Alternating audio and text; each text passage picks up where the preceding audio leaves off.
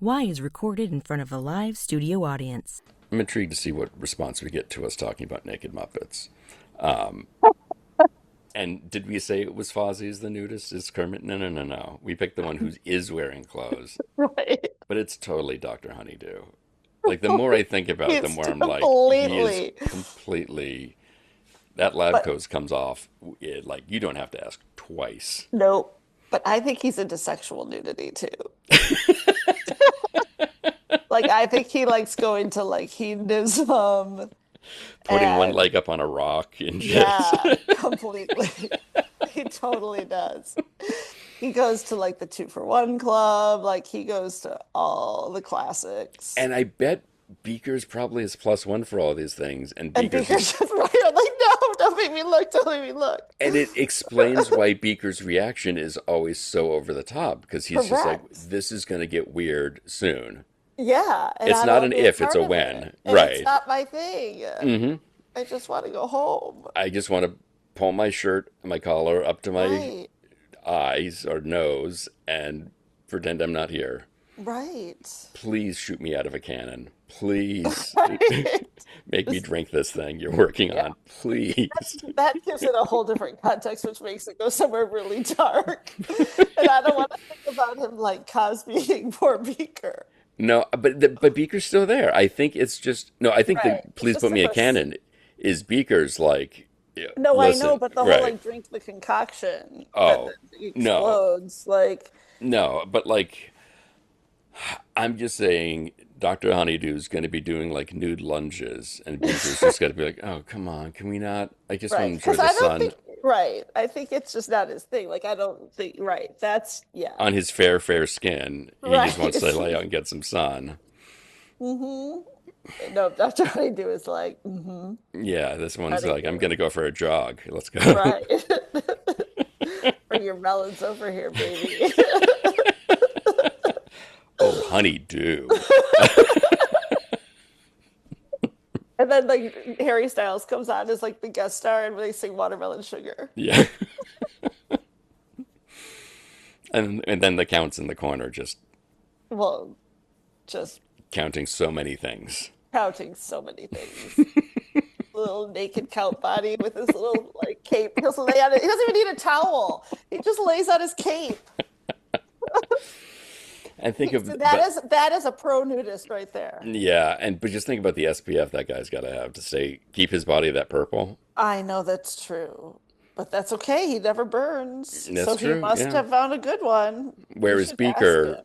Yeah, Beaker's. pretty frequently just a burn and peel. That's all that guy Yeah, does. it's not great.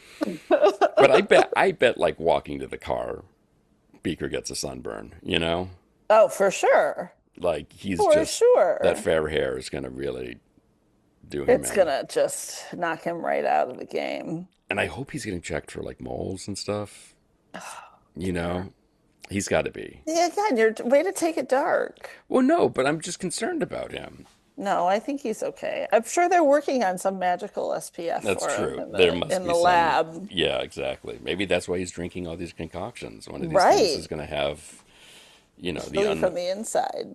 right. If it's well, no, I mean it's more of like a yes, it cures diabetes, but then we found it also is a Well, great thing right. to help you. It's like a preventative from the inside Exactly. instead of putting it on the outside. Yeah. So, all right. Well, we've got some images to work through.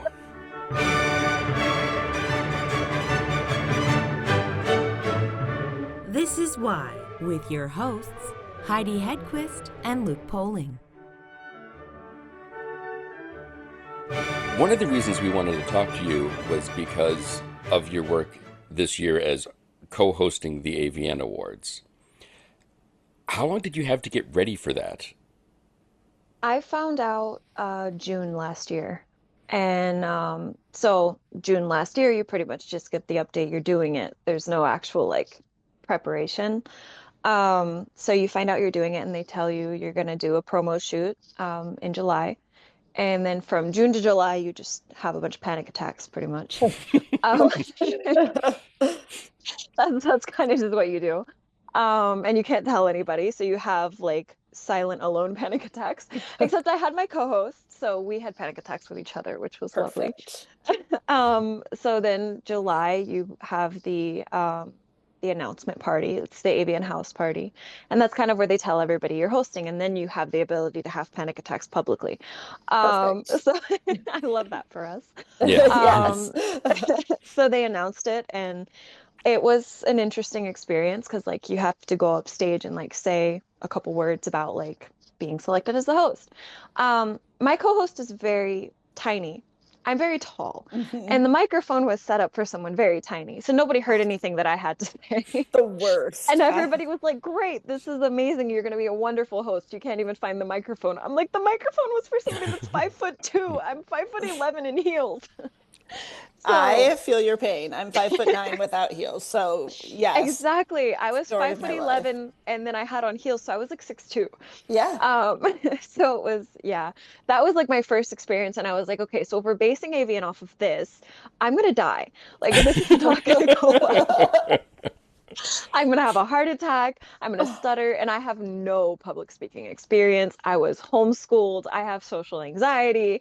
Like Wow. I was sitting there and I was like, why the hell did you guys pick me? Because, and when they told me that I was gonna be hosting, they were like, just please tell us you don't have stage fright. I'm like, I will tell you I don't have stage Right. fright. I'll tell you anything you want, but So the AVN nominations party came around. I think that was in November. That was like the second time that you're on stage, and you're basically just announcing a few of the nominees. It's just like a small little gathering, and by small I mean like a couple thousand Yeah, gathering. sure. That Intimate gathering a of small friends. amount, Yeah.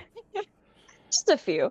Then you go up there and you just say a few of the nominees. It's not longer than 10 minutes on stage, and I stuttered once. And I freaked out in my head. And I was just like, oh, I'm gonna suck. I'm gonna be so bad. And my throuple was sitting in the front there and they saw me mess up, but like they didn't look mad about it. They kind of just like chuckled a little and moved on. And I was like, okay, it's endearing. Messing up is okay. It's not, Hmm. exactly. it's okay. Yes. It's human. And it took me like 3 days to kind of accept that because I beat myself up over it. I was like, I'm gonna suck at this. I'm gonna be the worst host in the history of AVN. Like everybody's gonna hate me. I'm gonna be a pariah. Like all of these, things that you tell yourself because you're your own worst critic. Like it Right. just is what Yep. it is. But then I was like, okay, I was at the nominations thing and I stuttered once and I came back from it and most people didn't even notice. So if I was able to come back from that and finish it without crying, without freaking out, without hyperventilating, it can't be that much worse at AVN. It really can't. Yeah. And I figured out a method to get rid of my stage fright.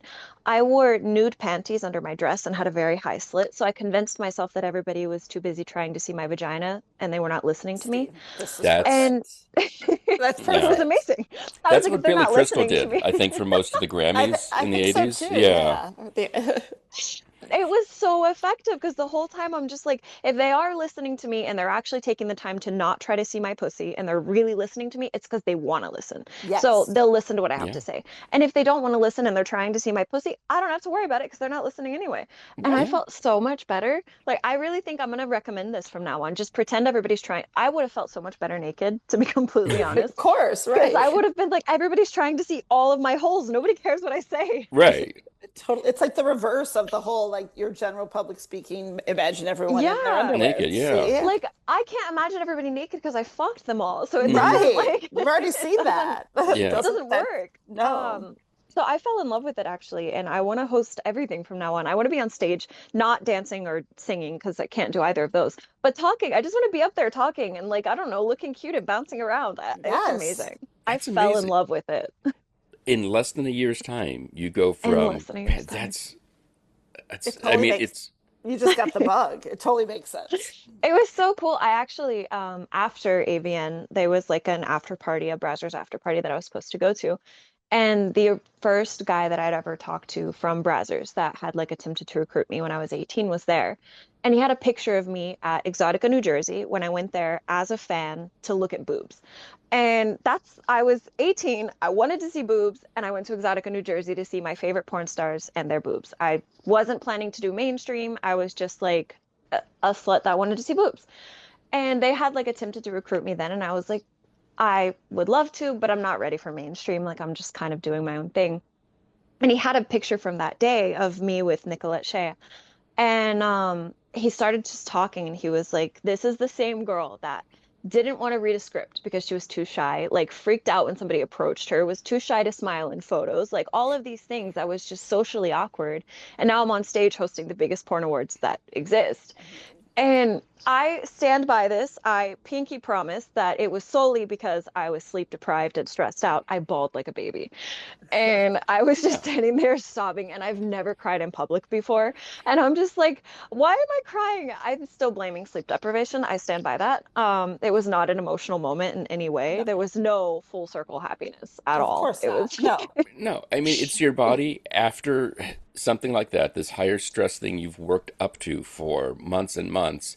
And like, most people with any sort of big project, get sick right after because their body just knows, like, keep it together until this date. And then after yeah. that, you can go to pieces. And so I'm sure it was just, like you said, nothing emotional, nothing about a full circle moment, just like, it's over. Okay, great. Exactly.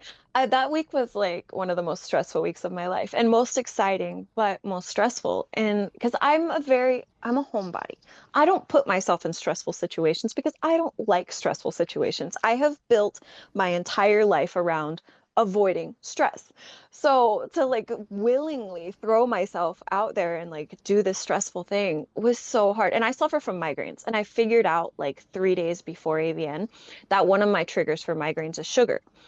Sugar is my comfort food. So I Yes. had to Mm. avoid my comfort food Oh my all before gosh. AVN. I couldn't do caffeine, I couldn't do sugar, and I'm sitting there and I'm like, I'm gonna die. I can't have caffeine, I can't have sugar. I'm freaked out. I'm around humans. I'm overwhelmed. I'm not sleeping. And I was just like, I'm gonna die. And I didn't. So now I'm just like, I could host anything. I'll probably suck at it, but I'm gonna do it. No, do it. You'll be Well, I great mean, at it. You're and relatable. You're yeah. outgoing. Like no, just host it all.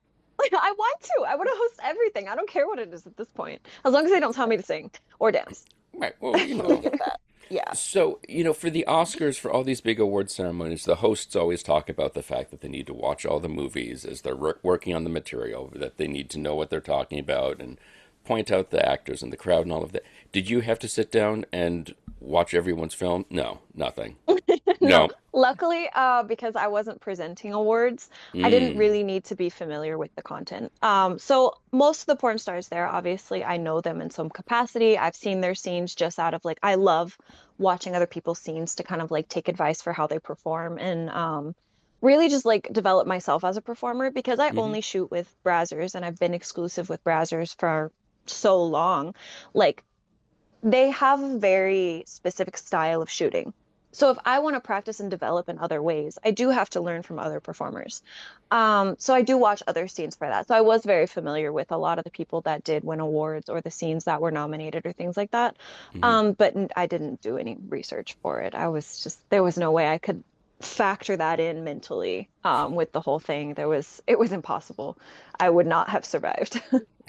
And is this available online? Because we've been looking to try to watch the I opening to heard the that it was show. going to be released, and I haven't seen it anywhere. They've actually streamed it every other year, and then this year they didn't stream it, and then they were saying that it was going to be released, I think, on the AVN website or on YouTube.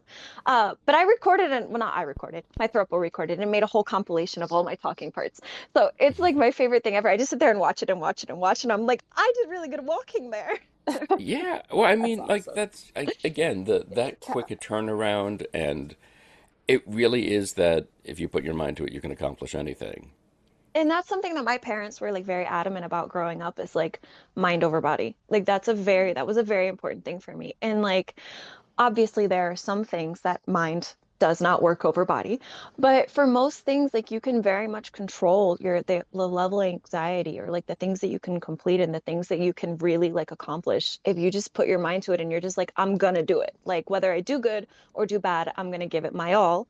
And if it goes amazing, awesome. And if it goes bad, it's another experience you learn from. And I think that was one of the like best decisions I made was letting myself feel the anxiety and I had talked to so many different people that they were just like, pretend you don't have anxiety or like push it down or just kind of like move past it. And I'm just like, I don't want to because I think that the anxiety and like the stress and everything that comes with it comes from a place of caring about it. Like if I wasn't stressed about it and I wasn't anxious about it and I just felt like the most amazing happiness, that would be really cool. Like that would be awesome. But the Yeah. only people that are doing that, they've either done it a million times, so it's just a piece of cake, or they don't really care that much. And so for me, I really cared about it. And like I personally don't care if I win any awards. I don't do porn for the awards. So for me, that has little, like very little effect on me. But I love being there and seeing all of the recognition that these performers work so hard for. And so it meant a lot to me, like, and just being selected, like coming from a small town, homeschooled, poor family, like all of these different things, to like being on stage and hosting something that's so meaningful to thousands and thousands of people Yeah. was just a very beautiful thing. That's, was there anybody who, because anybody, one of the other things I know that I would have stressed out about, on top of falling over in my heels and all, and the microphone, all those things, like, did you have to practice, like, if someone you really liked won or someone you really thought shouldn't win won? Did you have to, like, be prepared for, like, your response face? No, I got very lucky because all the times that they were announcing awards, I was backstage. That's So all perfect. of my angry faces, happy faces, annoyed faces, they were all very well hidden because I'm like, Perfect. I'm not a very good liar. So if somebody I really dislike won, I kind of would have just been like, and so, Switching the luckily envelope. I don't, yeah, I don't luckily like I don't hate very many people. There's very few people in the world that I despise. Do you want to name them? Never mind. Well, luckily they're only in video games, Yeah, so perfect. they're not watching this anyway.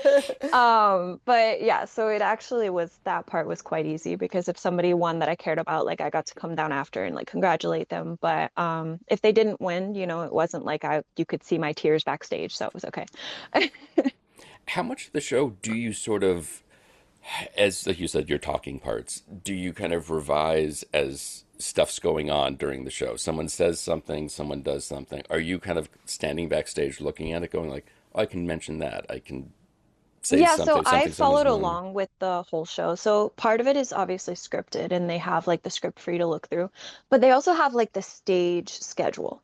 So I would sit there and I would watch like what each person did and kind of like what they were saying and the way that it was kind of flowing. And then that way I could make sure when I went out there, like I carried myself correctly, or if like the person left it on a very serious tone, I didn't want to come out there making a dumbass joke. On So a I was like, I unicycle, needed to right? kind of like base my either charisma or energy or attitude based off of like how the last person kind of left. And me and Itzlo, my co-hosts, were on the same page with that. And I think that was That's very good. helpful. Did you study past awards, or just sort of like you've seen them? So yeah, I got an idea of I what we're just doing winged here. it. Well, Yeah, see, I had seen it, but knowing your hosting changes the entire way that you view it. Because yeah. like seeing it from in past experiences, I'm sitting there and I'm like, oh, there's boobs. Oh, I like that person. Like it's just like a very different experience. You're not really paying attention to like the dynamic of the show, the lighting, the sound, like all of those things. And then when you're hosting, it's an entirely different experience. To be completely honest, I didn't hear most of who was winning the awards because the whole time I'm rehearsing in my head what I need to say. Am I gonna like trip and fall because I'm no hand-eye coordination? Like, is everything gonna be okay? Is my dress gonna rip? Because I have very heavy boobs and I had tiny little straps, and I was like, my boobs are gonna fall out, which I'm okay with, but Gary said no. And so, like, all of these different things were running through my head. So, as much as I would have loved to be the person that was there, like paying attention to every detail of who won, it just wasn't gonna happen for me in that moment. So it didn't really kind of like past words didn't really affect me because my brain wasn't on anything in the past. It was just kind of like we're here in the moment. We're either gonna fuck up or do amazing. So Survival mode. Right. yes, Yeah, fight or flight, yeah. 100%. And then like I ended up realizing a little bit before the awards because I get dizzy if I don't eat enough, which is probably human, but I pretend it's not. And so I like scarfed down a piece of pizza, and then I realized when I got to the awards, I'm like, oh, I have pizza on my face. So like I had to run and like touch it up and everything. And like my makeup artist was there luckily, and she fixed me and everything. But it was like my brain was just so everywhere that I couldn't focus on anything outside of like being on stage and saying things without stuttering. Perfect. I mean, That's really all you need to, should be yeah, focusing on. yeah. It was Pizza. very fun though. Like the whole experience was something I never imagined myself doing, like ever, not even in the slightest. And I had very bad stage fright as a kid, so I did singing. ADHD tangent. I was homeschooled for most of my life, but I went to part of public school for third grade, fifth grade, and my sophomore year. And then in fifth grade, I was in chorus, and then I branched out into like different singing competitions. And I actually went to state finals for singing. And then I got stage fright on stage and I passed out. So that was kind of like the last stage experience I had. So the whole time I'm just standing there like, just don't pass out, just don't pass out, just don't pass out. So yeah, it's just that my brain was not going to do anything else. When you said you were like studied singing and did plays in school and stuff, I was like, do you have to audition for homeschool plays? Um, but No, okay, my so siblings would have voted me out. That's right, no, exactly. Nope. It's like I lost out to them. Come on, like this is It's the whole sibling vibe. They have to shut you down. Like that's what siblings do. I feel like a lot of kids nowadays are missing out on bullying. They need a little bit of bullying. It's a spectrum. Yeah, but no, there's definitely a level of like abuse turn them into a serial killer and like bullying enough to make them cool. You need like a little bit of bullying, a little bit.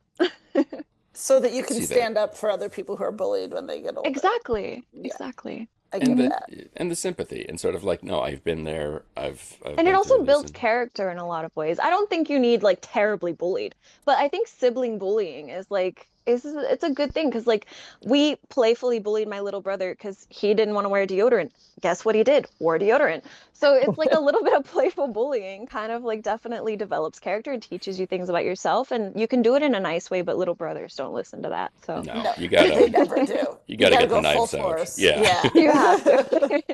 for Now, sure. so you accomplished this great thing, career aside, that accomplishment. Yeah, fine. Let's set that to the side. But overcoming this, is there something now where you're like, all right, well, I got public speaking down.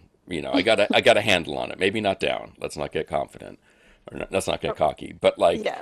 is I there? want to be confident. Can I be Please, confident? yes, you can be Yes. confident. Okay. Don't listen to him. Okay. But like, what's the next thing you? Is there something else where you're like, okay, well, I did that and I accomplished that and was able to do it. Like, are you like? Are you going to try water skiing? Are you into, I don't know, like art? What are Um, you? art. So I don't really have a lot of things that I'm like I don't know, like not wanting to accomplish. And I have no real fears about doing anything. Stage fright was kind of my only one. Like I want to go skydiving. I want to go water skiing. Like I want to do everything. So this was kind of the only one. So like from here on out, I'm just kind of like if I was able to do that, there's nothing really I'll say no to aside from anal. So like Everyone's I got to think have I their think I'm ready for boundaries. everything. Singing and Exactly. dancing is next. Yeah. Singing and dancing. There you go. That's the ones. Yeah. Actually, you nailed it. I have the same Singing and ones, so dancing. same issues. So yeah, Dancing is so frightening. And but even singing is that frightening to me. Not singing is dancing. more Yeah. frightening.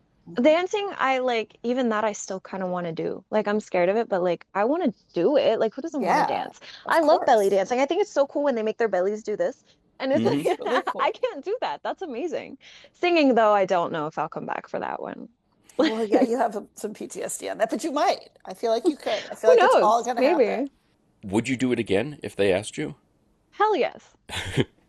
5 billion more times. Nobody hosts AVN twice, but I would totally. I might like sneak up there and just join somebody else's hosting. Like I want to do it again. I want to do the whole thing again. We were actually me and Itzlo went to like backstage and we're talking to Gary Miller, and we were just like, can you add stuff to the script? Can you make up some fake awards? Can you add some lines? Like we don't want this to end. We want to keep going. And it was just so emotional. And then we got these trophies that were like AVN 2026 hosts. And so we got to like go home with these like little trophies. So I don't know. It was very cool. That's That's awesome. great. Like yeah, everyone gets their award, but then you get something for the trouble, I Which is guess. great. It felt like I love like I am a praise slut. I love being told that I did good. I'm Why like do you think call we me good started this girl, give show, me a cookie. Abigail? Come Right. on. Exactly. So so yes, getting the trophy was just like a good girl pat on the head and I was like I can do this 5 million more times if somebody tells me I'm a good girl. Like For sure. That's awesome. It's so with your, obviously you're fearless, but yet the stage fright situation and having that as a kid, what made you brave enough to even venture into your career? Because I know it's different than being on stage, but it's very vulnerable. It is. the It is first very time, vulnerable. you know? Um, I have always been an exhibitionist. That has kind of like always been in me when I was 18. Was around the time that the Free the Nipple movement got big in New York. Yeah. And so I would go walk topless in New York just for people to look at my boobs, because I was like, this is so exciting. And I know that that kind of defies the whole movement. The movement is more about just like women having the same rights as men and things like that. And I'm very supportive of that, but I did it for slut reasons. So I was just Everyone's like, got I their want own to, reason. Both exactly. I was reasons, double Yeah. like, reasons. You did it for double both. reasons. Yeah. I was like, look at my boobs. And so I just kind of like walked topless in New York and like I fell in love with that kind of like attention. Um, and so I did also cosplay at New York Comic Con. And that was that same kind of attention. People are looking at you, people are taking pictures with you. And I kind of built a following through that. And then I made an Instagram and it got big, like way faster than I thought it would. It just kind of blew up overnight. And from there, I was convinced to start an OnlyFans when I was 19. So that kind of like cosplay to OnlyFans was like the first step into heading into like the adult sex work thing.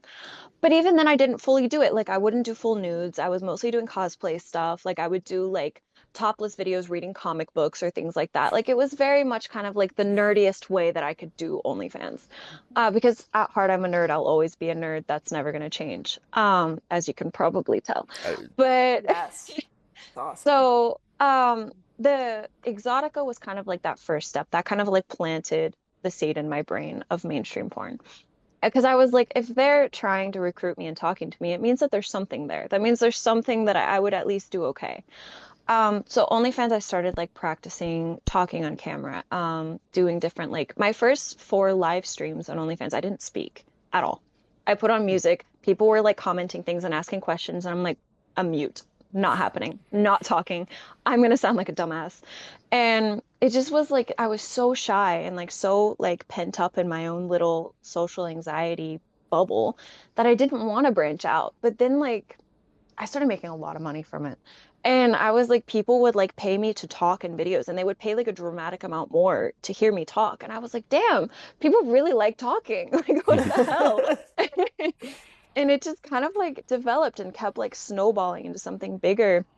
And then Brazzers had reached out again. We had talked like multiple times, but I still wasn't ready. And my thing is like porn's on the internet forever. Once you do OnlyFans, it's on there forever. But even more so, once you do mainstream, like there's no going back. Once you do that first scene, that's there forever. You can't change your mind. And I didn't want to make that decision too young to really know the full risks, to know the full like aspect of what I was getting into. And I wanted to make sure that I was mentally matured enough to make that decision.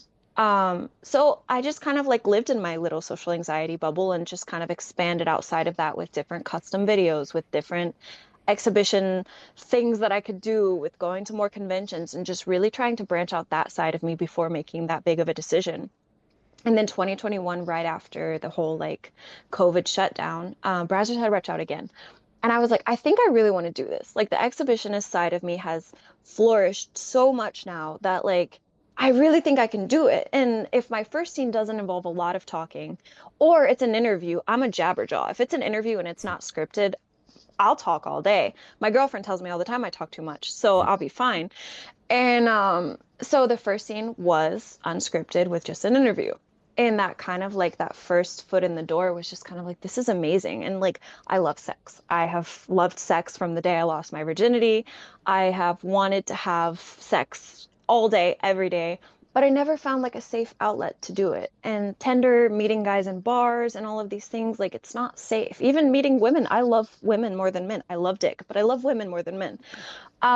And even that, like, there's no real safe way to do it. And a lot of like people in the day-to-day lives, they don't get tested regularly. Like they don't know better. mhm. And so porn was just kind of like that safe environment to explore all of my craziest fantasies. So my first scene went amazing and I was like, I fucking love this. And then I just kept doing it and kept doing it. And I was like, the only porn I'm gonna do is with Brazzers. I'm either doing it with the biggest company or I'm not doing it at all.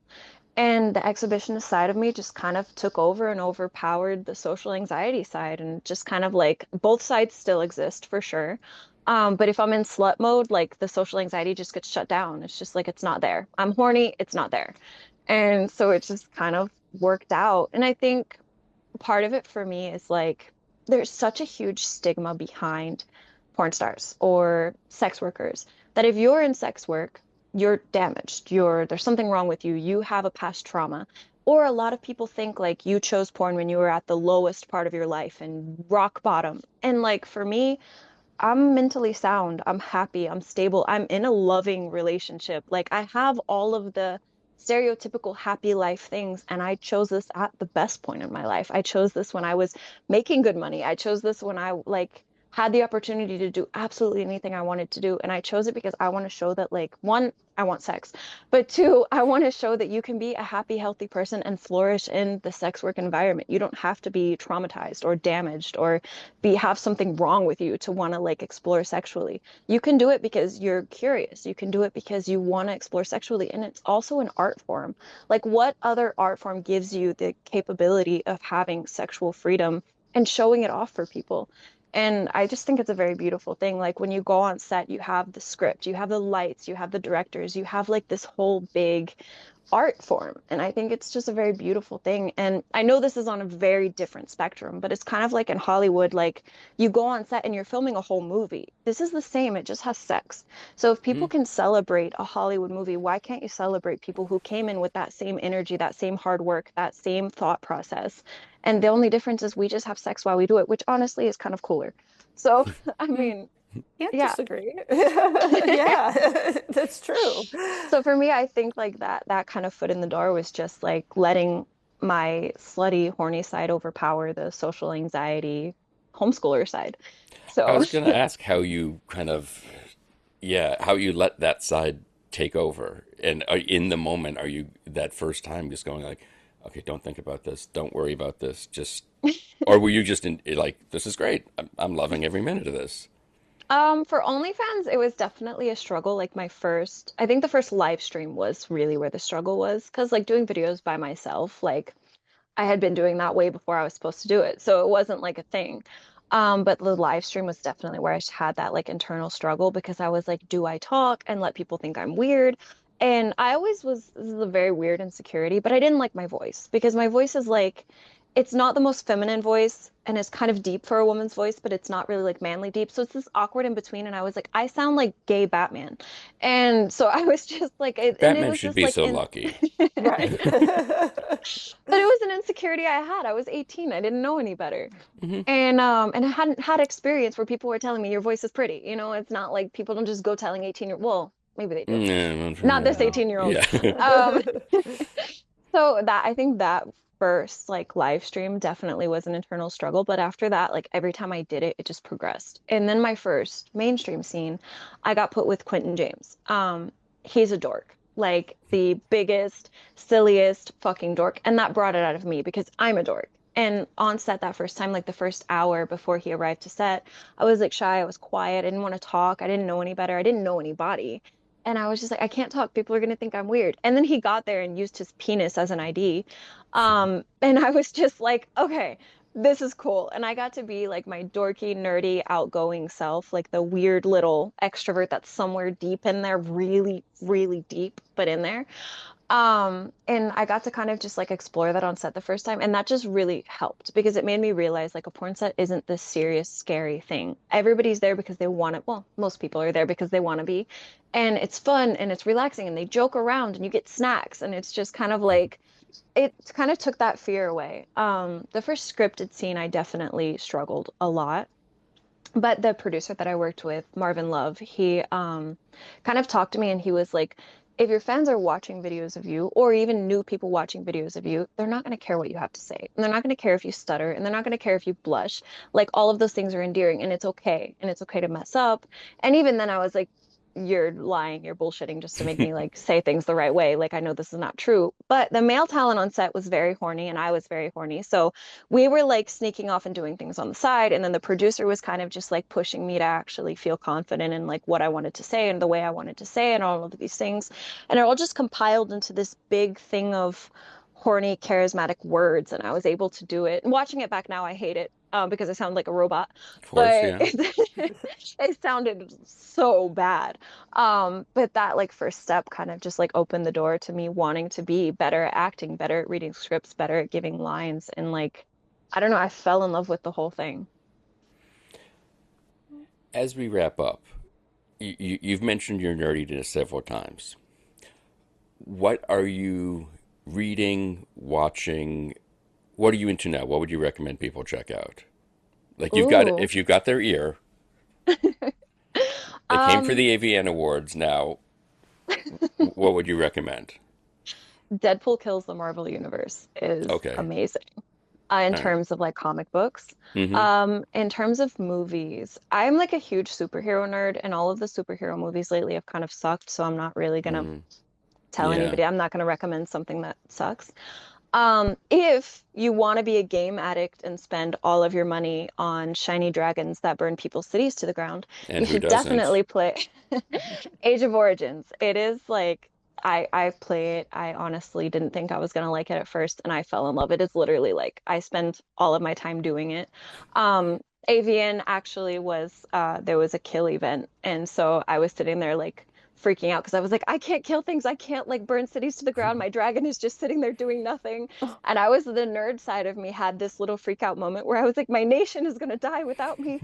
And so the nerd side of me is very huge. But in terms of gaming, like Age of Origins is an absolutely amazing game. And if you do join, come to my nation, 1070, and we can kill people together. Not real people, just cities. Not That real sounds great. cities, just game Right, cities. yeah. Yes.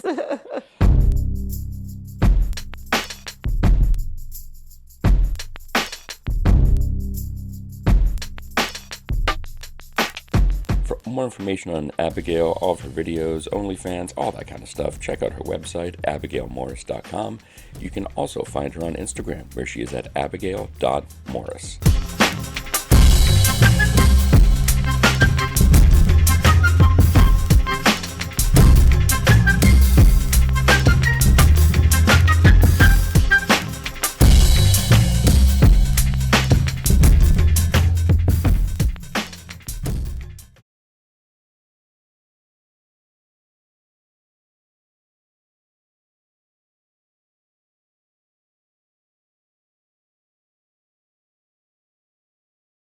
Nigel, is that you? Are you here, Nigel?